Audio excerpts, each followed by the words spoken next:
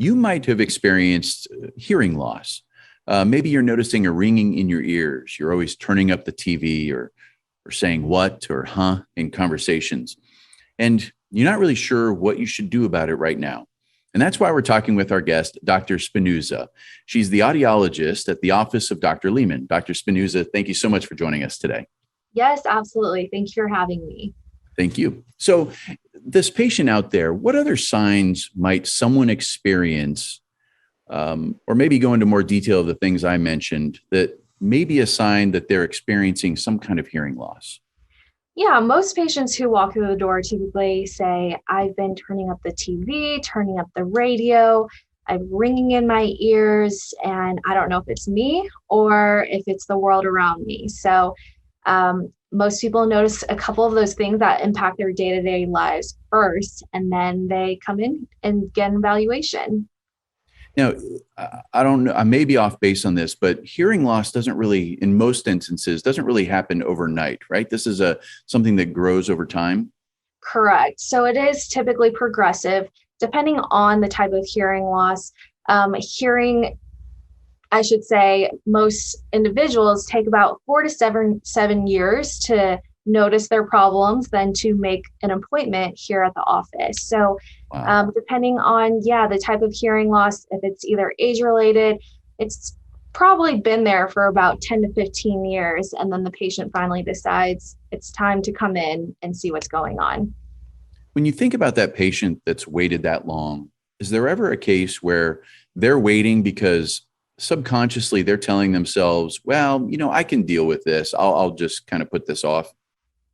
Yeah, absolutely. A lot of patients do wait because there's such a negative social stigma around hearing loss. And I always want to tell patients that you don't want to wait, not even a single day, to get evaluated and treated, because the brain is what really drives your overall cognitive function and overall health. So the auditory system is very closely related to your brain function, and hearing loss has been correlated with memory loss and early Alzheimer's. So it's very important to get seen right away whenever you're experiencing such symptoms. I think that's a really important subject because sometimes as humans, we're going through life and there may be something that we don't want to do, so we put it off. But if I were to pose a question to the audience, hey, would you like to do things to purposely accelerate your aging? I would imagine everybody would say, absolutely not. I'm not interested in accelerating my aging. But what's interesting is if you put off taking care of hearing loss, isn't that exactly what you're doing? Yes, absolutely. I can think of numerous patients who come in and they say, my grandfather has been sitting there and we don't know if he's just removed or if he's getting old or if he can't hear us. And that's the unfortunate side of things. Usually it's just that the patient can't hear, and they become socially removed. They then become depressed because of the social isolation, when in fact, the original problem was just hearing loss. So yes, there is a correlation between overall brain function, brain activity, and hearing loss. It sounds like if someone is, obviously, if you've been dealing with this for 10 to 15 years, you have to book an appointment. But even if you're before that, it sounds like it makes sense to go ahead and get tested and see if there is hearing loss. Hearing loss can have different causes or etiologies. So it's important to determine if it's just earwax or a middle ear infection or truly a nerve-related issue.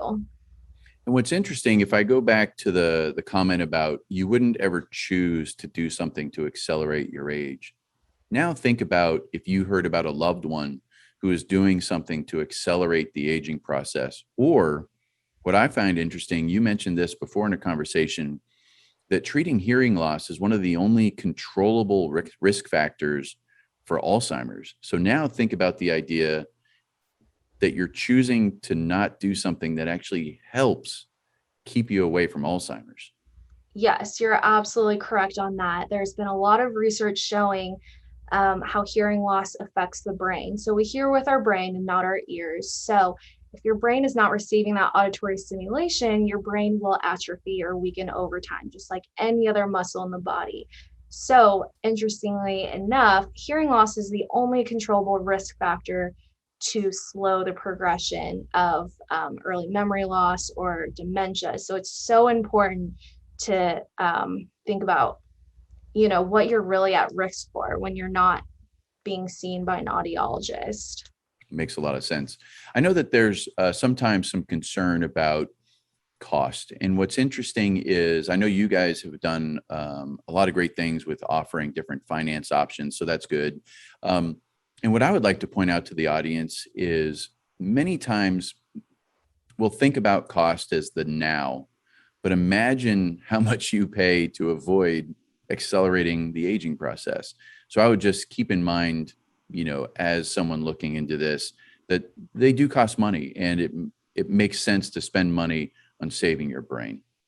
Absolutely. That's a really good point that you brought up because hearing aids are a medical device and they're going to help your brain function better in the long run. So it is a big investment up front, but we do have different financing options such as Care Credit to help you break up those payments, and you can do it 12 or 18 months interest free. So it is a long-term investment, but you're investing in your brain health. That's great. Now I know that the people who are treated, it's pretty exciting to talk to them after they've noticed that change. It's kind of like someone who puts on glasses the first time, right? Maybe they hear a sound that they'd never heard in their car, or they didn't realize how many birds lived around their house. What other kind of things do you hear from people just where they're saying, wow, this is really impactful?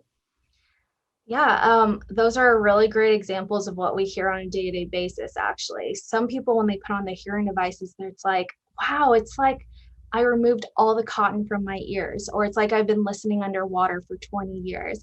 A great story that I can think of was a gentleman who came in and he got fit with hearing aids. And he went home and he started hearing a fire alarm that he had never heard for over 20 years. But his spouse said, yeah, that's been beeping. And, I think it's just the battery, but we should probably make sure. And so, really, it's a safety concern as well. You need to be hearing all the environmental sounds around you. Wow, that's amazing.